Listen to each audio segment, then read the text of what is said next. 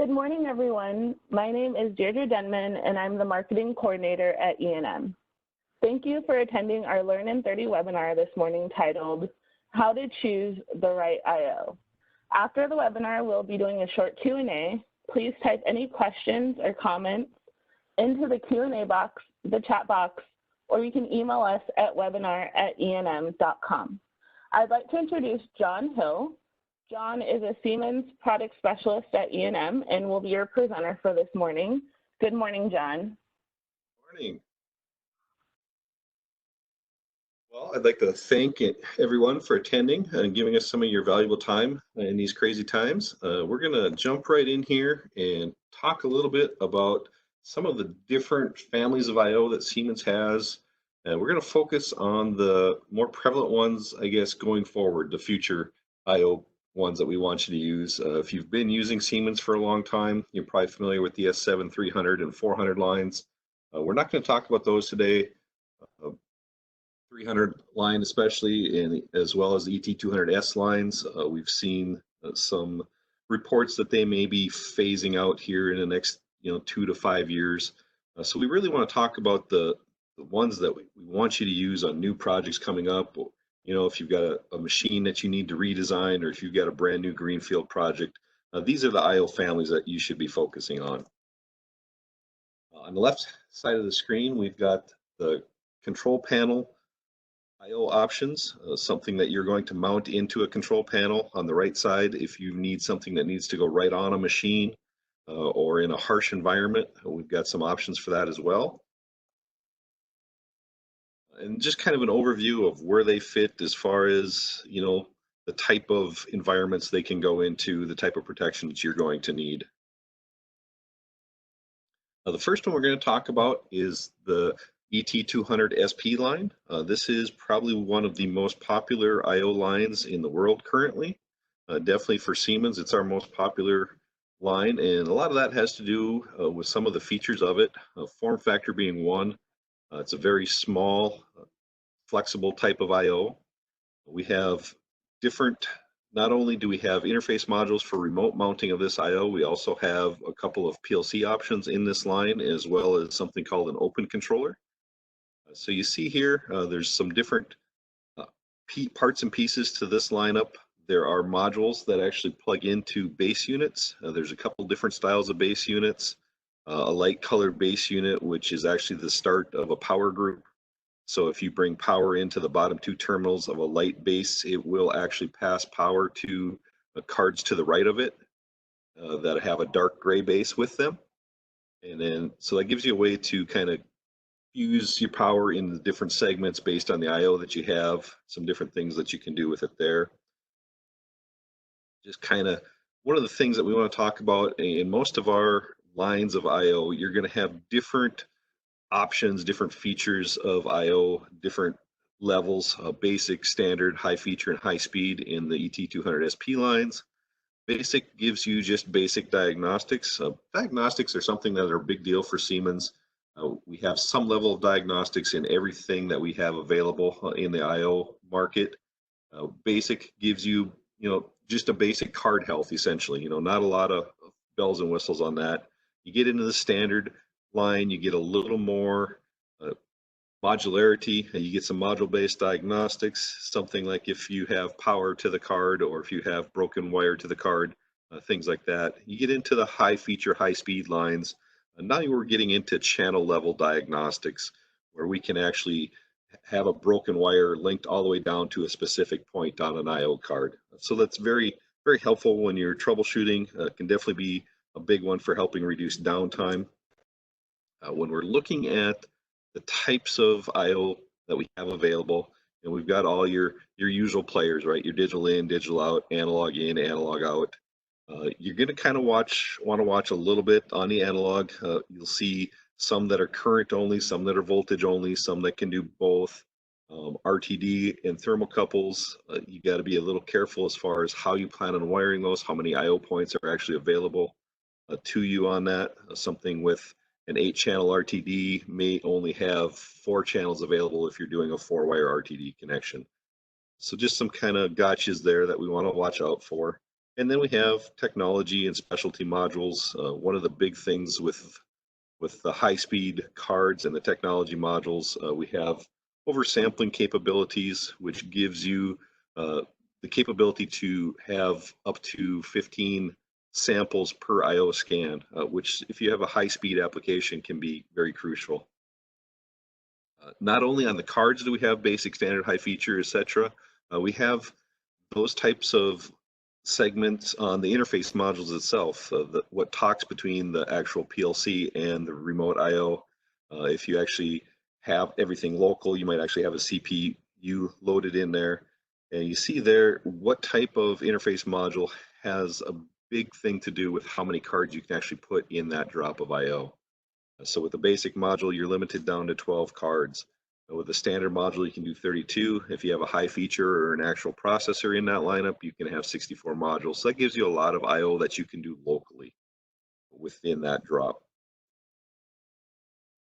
On most of our lines, we also have what we call SIPLUS. SIPLUS is sometimes conformal coating, usually gives you an extended temperature range, protection from corrosives in the air, such as salt, mist, so it's good for marine environments and things like that. Higher altitude capabilities. So if you have these types of environmental considerations, you may want to look at that line to make sure that you're protected a little more. Give your control system a little bit longer runtime in that environment. One of the other things that we have in kind of the ET200 SP form factor is something we call ET200 ISP for intrinsically safe. So if you have some of those classified zones that you need to mount something, this is not on machine, this is still meant to be in a control panel itself, but you can see the blue in the base modules there that signifies the intrinsically safe requirements. So this is something, and not only do we have standard I/O in the ISP module, but we also have safety capabilities within this model here. With that, we're going to jump into ET200MP. If, like I said before, if you're used to the S7-300 line, you've heard of the ET200M I/O. With the 1500 line, it's ET200MP. Here's just kind of an overview of the system components and kind of how the parts and pieces go together. This is currently something that has a wider DIN style backing that you can put on there. That wide DIN plate that you see does actually have a standard DIN rail connection capability along the bottom of it. So you can actually get a wide piece of this, and instead of cutting it, you can mount some additional parts and pieces next to your I/O if you need to. You see there that the wiring arm does come out. There are two mounting places for that, one with the connection to the card, or you also have a wiring mount where you can pull it so it's not connected to the card itself, and you can do your wiring while the card is maybe powered up for doing some other things, or the rest of the system is still running. And then the interface module to bring it all together. This line currently, you see that U-type connector. That is your only option, but there is a actual backplane coming out from Siemens that we've heard of that will be later this year. That will actually have the capability in the ET200MP line to do some hot replacement of cards. Currently, the ET200SP is the primary one that we can do that. There is also some capability in one of the other form factors that we'll talk about later. But having that hot swap ability, if that's something that's crucial to your system, for the next couple of months, your ET200SP is your only option there. But down the road, we will have that in the MP form factor as well. So that's kind of a big deal for us, and we're anxiously awaiting that. Here's just kind of an overview of the interface module itself. You've got your kind of standard things. You actually have a front cover that is lockable. So for security purposes, you can kind of lock that down a little bit. And you've got Profinet, Profibus options within the ET200MP as well as the SP that we just looked at. 24 volts is standard on pretty much all of our I/O. And then you also have your LED status lights on everything. As I mentioned, the S7-300 line is probably fading out here in a few years. So for you guys that need to look at machines that you want to redesign, or you have an existing, let's say an existing process application where you have S7-300 and you're looking to maybe do some upgrades, it'd be a good time to start looking at the S7 1500 lineup. And you can see here that it's actually set up so that it can go into the same space. Your clearances are a little less, but it will fit in that same panel space, which is a key for a lot of machine builders. The card itself has a lot of features. Like I mentioned, you've got the pull-out wiring arm. You have label capabilities on the front panel of that. You have LED status for each input and output. And then if you've got analog, you have a supply terminal as well as some grounding that comes standard with the card itself. Again, we talked a little bit about levels of cards, your basic standard high feature. One thing I didn't mention before is your analog cards don't have a basic feature. They are all standard or higher. So that gives you a little more diagnostics on all analog cards than you would have on a basic discrete card. What you see there are some of our features. Basically, you get one of the big ones when you're getting into high speed is your isochronous capabilities. So you have that higher dedicated communication line between the PLC and the I/O, and as well as the I/O cards themselves. That front connector I mentioned before is able to be pulled on and off of the card, leaving the card in place, so you can actually wire away from the card, which makes easy to wire it up. As I said, there is also a mounting spot that you can mount it to the card without actually having that physical connection behind it to the card. You also have the top connect, what we call a top connect wiring capabilities that comes in a couple different flavors. In the middle there, you see it's just a pre-wired arm with, no ends on the cable itself, or you can get it where it's actually a cable connector on each end and it goes down to pre-wired terminals on the I/O side, and then you have your open field terminals that you can use. Some people really like that. That was available in both the S7 300 and 400 families before. It is also available for the 1500 family, which is the only one that we're going to talk about today that we have that capability for. But it can really speed your wiring if you go with the fully modular top connect system. When we're talking about getting into the on-device type of I/O and also controllers, the ET200 Pro is actually a family with a controller that is in that form factor, IP6567. You see here, it's cabinet free. It's made to go right on a machine or right on the wall, depending on where you're at. You're going to have one of the kind of key features here. You have safety available in this form factor. You also have starters and drives that are available to put right on the I/O rack in this family. You have both Profinet and Profibus capabilities as far as interface modules for this. And everything is connected with M connectors in all the on-machine, primarily with M connectors, so you've got that sealed connection. And you've got safety integrated as a possibility for all of these. You also have some additional features capable RFID module that you can get for this, as well as pneumatic. There's also, if you're doing pneumatic things and you have some needs there, the ET200 SP line does have some pneumatic modules available. They are available from a third-party partner that we work with. So if you have needs there, definitely give us a call and we can line you up with some of that stuff. But like I said, the motor starter and frequency converter available right in this form factor is kind of cool. The motor starters are up to 12 amps. Frequency converter, I believe there is only one available in that form factor. But it can do communication via Profibus or Profinet as well. That brings us to the ET200 Eco, which is on machine. It's kind of a standalone unit that we can get different variations of. It's primarily the Eco PN, and then there's also just a Eco. So the plain Eco is Profibus, the Eco PN is Profinet. Your power supply, you have a couple of options there as far as 1 or 2 power supplies coming in. One would be switched, one would be unswitched. Especially if you get into safety, you typically will have the two power supplies, and then the one will be your safety power for that drop of IO that you have.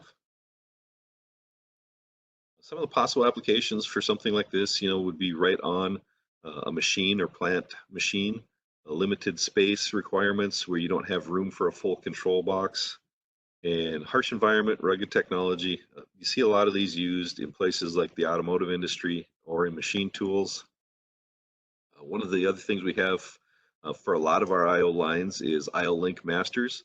So it's going to be kind of nice if you need something right on a machine where you need an IO Link Master. You can actually use the ET200 Eco IO Link Master module, and you can see you have a couple different variations there. One actually has, in addition to the IO Link Master, has some additional IO on board. So very versatile application there. And the last one we're going to talk about today is the ET200 AL or assembly line. Again, very rugged IO. A couple different ways you can use this. There is actually an interface module for it that mounts right onto the ET200 SP and then daisy chains off of that. Where you see that ET connection there, it looks like our standard green Profinet, but that is not a Profinet cable. That is a different type of communication that it's doing there. You do need an interface module. You see on the right hand side where you can get just a standard interface module if you're going to something other than an ET200 SP link, or you don't have an ET200 SP cabinet nearby and maybe you're going straight into a 1500 drop. You can get that interface module in both Profinet and Profibus.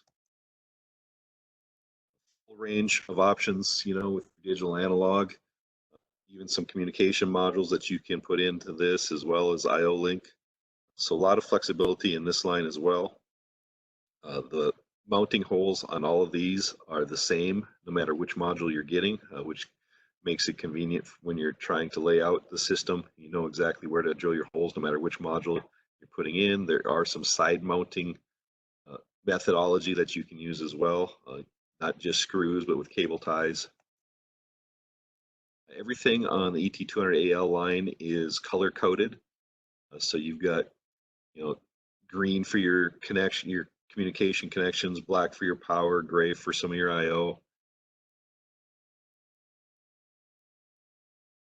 Here's kind of an example of where those uniform mounting holes line up if you're going to use a screw to hold these in place. Here's the color coding. So the black for the IO, the gray for the power that I mentioned before. You can kind of see there you have a little bit of space where you can actually label the IO so that you know what goes where. It gives you the opportunity to maybe put a label on both the IO and the cable so that you know if things get disconnected, they're getting connected back to the right place. And we also have, a wide range of temperatures that we can run in with this. It's all rated for 5G of permanent, shock vibration handling, which is, pretty excessive when you have a machine moving that much. Hopefully everything else is capable of handling that much vibration, right? And then just to kind of tie it all together and give you a visual of where things are at, this just kind of gives you some of the different features and compares them to the other on-machine type of lines that we have there. You can see at the end where we have the ET200 Eco PN and the Eco kind of split off from each other. You see the Profibus versus Profinet down in the bottom. Option handling on some of this stuff. Option handling, if you're not familiar with the Siemens verbiage on some of that, gives you the option to design a machine with multiple different features and then maybe strip some of those features out for certain applications that are easily added back in down the road if the customer wants to buy additional options for a set machine. So you do have that capability in some of these form factors. You definitely have that capability in the ET200 SP line. That's one of the big ones there. So that kind of brings us to an overview of the IO. Hopefully that kind of helps you decide what to use where, or a brief flavor of what's available. You can always contact us for more information. We definitely will help you lay some of this out. And I think we'll go ahead and open it up for questions. Deirdre? Thank you, John. So as John mentioned, we're going to open it up for a couple of questions. Please type any questions you have into the chat or Q&A box, or you can email us at webinar@eandm.com. We did receive a couple of questions during the webinar, so we'll get started with those first. When choosing a remote I/O in a cabinet, what are some of the benefits or differences between the ET200MP and the ET200SP? So you're comparing the MP and the SP, the first obvious one is size. So if you've got a lot of room where you don't care about panel size, you're not trying to minimize your panel, ET200MP has more I/O points per card typically, so you can maybe get by with fewer cards. You've got a bigger wiring arm. If size is really your main concern, the SP line is definitely nice and small.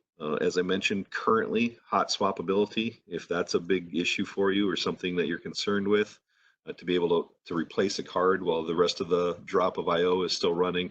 ET200SP is the main one that you would want to look at for that. We will have that functionality in the MP probably later this year, hopefully later this year, when we all get back to work in a normal fashion. So those are a couple of the big ones you're going to see. There's a couple, if you need some very specialized functionality, some of that stuff is going to vary a little bit from one line to the other, so you'll need to look into that a little deeper.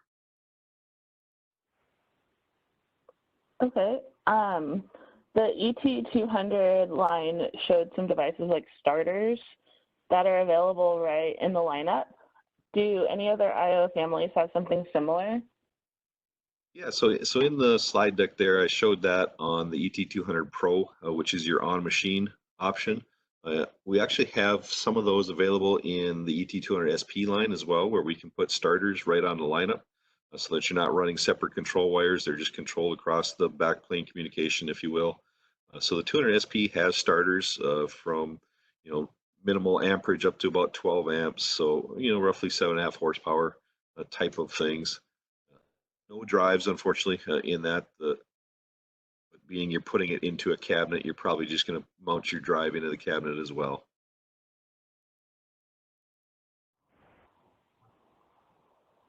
Okay. Are the 200 SP and 200 MP the models that are approaching EOL? No. The MP and the SP, those will be around for a long time at this point.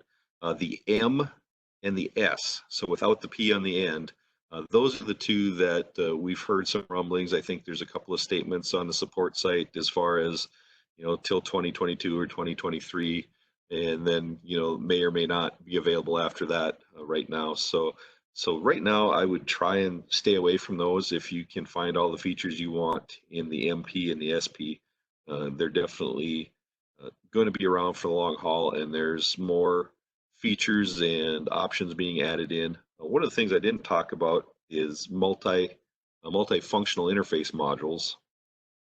Siemens just released in the ET200 SP line a multifunctional interface module that is capable of Modbus TCP.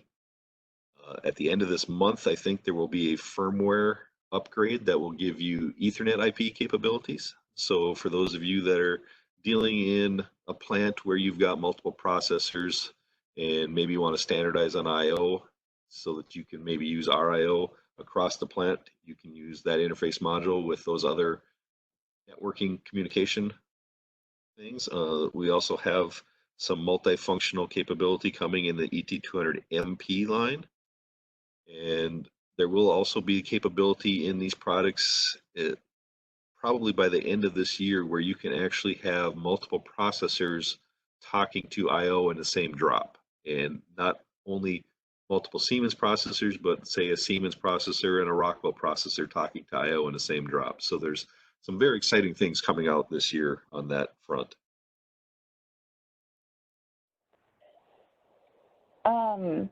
So if you have some high feature cards, do you also need a high feature interface module? Depends a little bit on what you're trying to do. The standard module will give you all the diagnostics with the high feature card. If you are looking at higher speed applications, you definitely want a high feature module. If you are talking to, let's say, a redundancy setup, either a 1500R or H type of application, you definitely would want the HF module for those because they support the redundancy failover. But for just diagnostics, you're good with a standard or above. But speed is where you definitely want to look at the HF model. You know, so if you're doing high-speed motion applications, definitely go with the HF where applicable, or the on the interface module, and HF or HS on the I/O cards themselves.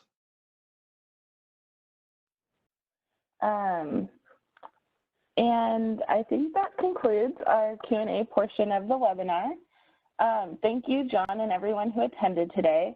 If you would like to review any portion of the webinar, a recording will be available on our YouTube channel and on our website at EandM.com. That will conclude our webinar for today, and we hope to have you again next Friday for our Learn in 30 on SIMACode. You can register for that webinar on our website at EandM.com. Okay, thanks. Thank you, John. Everyone, have a great day.